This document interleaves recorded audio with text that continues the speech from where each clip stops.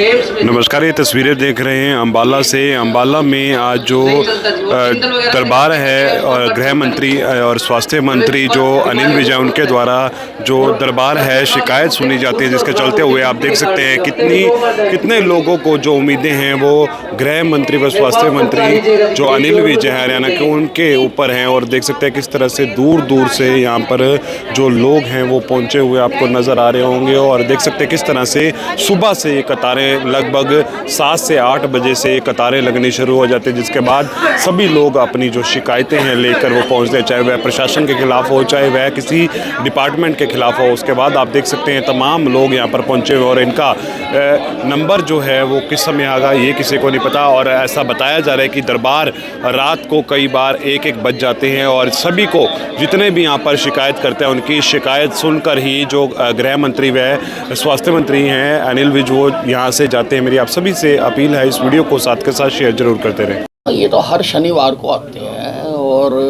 हरियाणा के लगभग सभी जिलों से आते हैं, दूर दराज से आते हैं, नूह से आते हैं, पलवल से आते हैं, सिरसा से आते हैं, हिसार से आते हैं, रेवाड़ी से आते हैं, सब जगह से आते हैं और हम सबकी समस्याओं को सुनते हैं और उनका समाधान भी करते हैं।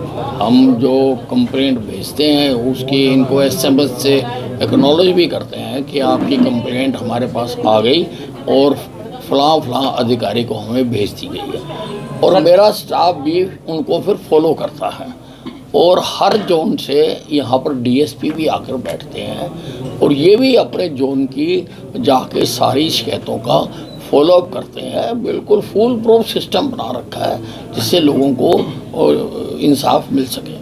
बहुत छोटी छोटी शिकायतें भी आज देखने को मिली हैं, उसको लेकर भी अधिकारियों का रहेगा कि इतनी छोटी शिकायतों पर अब देखिए, क्योंकि अब ये हमारे दरवाजे तो खुले हुए हैं और सबको लगता है कि कहीं जा सके ना जा सके, अनिल विज का दरवाज़ा खुला है तो आते हैं लोग। 498 को लेकर भी आपने मांगा है जवाब की? हाँ, मैंने सारे ज़िलों से 498 के जितने केसेस दर्ज हुए हैं और कितनी पेंडेंसी है आज तक, क्योंकि 498 के मेरे हर जनता दरबार में बहुत लोग आते हैं, लड़कियां रो रही हैं, बिलख रही हैं कि कार्रवाई नहीं हुई।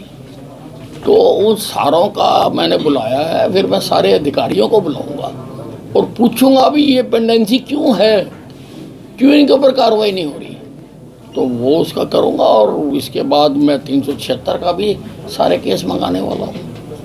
376 के भी बहुत केस आ रहे हैं और यार पेंडिंग कई महीने कई साल लटकते रहते हैं। तो उन सारों का मैं अधिकारियों की मीटिंग बुला के उनके साथ मैं इनके कार्रवाई करवाऊँगा। सर, आपके कैंप में आने वाली शिकायतों का भी आपने जवाब? हाँ जी, आपके कैंप में जो शिकायतें आती है जो फॉरवर्ड की जाती हैं उनका स्टेटस भी आपने मांगा था कि कितनी निपटा दी कितनी नहीं? 98% बताया जा रहा है कि निपटा दी है। नहीं, ऐसा है, ऐसा है, हमने डिटेल मांगी थी तो हमें SPs ने एक अपनी रिपोर्ट भेज दी कि 98% निपटा दी या 97% निपटा दी, इतनी आई थी इतनी निपटा दी।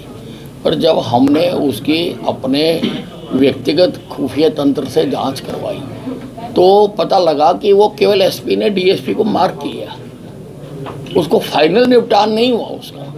तो हमने फिर दोबारा पत्र लिखा है कि हमें बताओ कि फाइनल डिस्पोजल कितने केसेस की हुई है और हमारी फाइनल जो कितने केस पेंडिंग है जो मैंने रेफर किए। जो DSP यहाँ पर आते हैं उन्हीं को फॉलो अप करने के लिए कहा गया है कि जो केसेस यहाँ आते हैं वो हाँ वो फॉलो अप भी करते हैं, यहाँ वो खुद सुन भी रहे हैं, जाके फिर अपनी रेंज में बताते भी हैं और वहाँ पे फिर सारे अफसर इसका हल भी करते हैं। झूठी शिकायतों को लेकर क्या कुछ कहना चाहोगे? रात नहीं, कुछ शिकायतें झूठी भी पाई गई हैं और अब अगली बार हम यहाँ लिख के बोर्ड लगाएंगे कि अगर आपकी दरख्वास्त झूठी पाई गई तो कार्रवाई की जाएगी। सर, कल 182 की कार्रवाई है वो फिर हम करेंगे। सर, कल आपने अनाउंस किया था कि MBBS के कोर्स में 1 साल का आयुर्वेद भी ऐड किया जाएगा। हाँ जी, IMA कह रहा है कि इससे बहुत कंफ्यूजन होगा, ये तो मिक्सोथेरेपी हो जाएगा। नहीं, ऐसा है, हमने उसकी संभावनाओं का पता कराने के लिए कमेटी बनाई है और उसमें हम सारे पक्षों से बात कर रहे हैं और बात करके बनाएंगे और फिर जो केंद्रीय समिति है उसकी भी परमिशन लेंगे। National medical. हाँ, न तो ये हमने एक प्रोसेस स्टार्ट किया है, जो भी इसमें आएंगे उसको हम करेंगे। अब कुछ लोग तो ये जोर देते हैं ना कि भाई बाकी सारी पैथियाँ फेल हैं। अब ऐसा तो नहीं हो सकता ना जी। हमारी की जो अल्टरनेटिव सिस्टम ऑफ मेडिसिन है हमारे देश में, उनका भी अपनी अपनी जगह स्थान है। तो हम कहते हैं झगड़े डालने की बजाय आप मिलजुल के काम करो। There should be integration of pathies. अगर एलोपैथी की दवाई से इलाज आता है, ठीक होता है, और साथ में अगर कोई आयुर्वेदिक की गोली दे के भी ठीक हो जाता है तो क्या हर्ज है, क्या दिक्कत है उसमें? और कौन कहता है कि भाई एलोपैथिक दवाइयाँ सारी बेकार हैं? सारे एलोपैथिक दवाइयाँ खाते हैं। एलोपैथिक बड़े बड़े सर्जन, बड़े बड़े स्पेशलिस्ट, बड़े बड़े प्रोफेसर्स एलोपैथी के भी आयुर्वेदिक दवाइयाँ खाते हैं। ये जो सब्जियों में मसाले डाले जाते हैं ये आयुर्वेदिक दवाइयाँ हैं, इनको मालूम नहीं है। ये दे आर आयुर्वेदिक मेडिसिन जो हर आदमी खाता है। सर आपको नहीं लगता लेकिन करिकुलम में इसमें अगर ऐड कर दिया जाएगा बच्चों के लिए बहुत प्रेशर हो जाएगा? नहीं, बच्चे